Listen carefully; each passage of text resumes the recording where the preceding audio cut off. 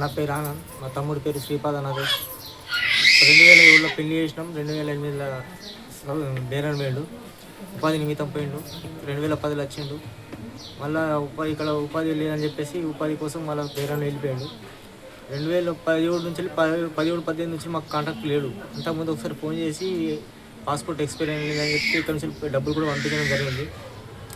మా అమ్మాయి అనిపోయిన విషయాన్ని కూడా ఎలా చెప్పాలో మాకు అర్థం కాకపోతే అమ్మాయి అనిపోయిన బాధ అక్కడ తమ్ముడు అనిపిస్తలేనన్న బాధతో పోలీస్ స్టేషన్లో ఎంబసీకి కంప్లైంట్ ఇవ్వడం జరిగింది.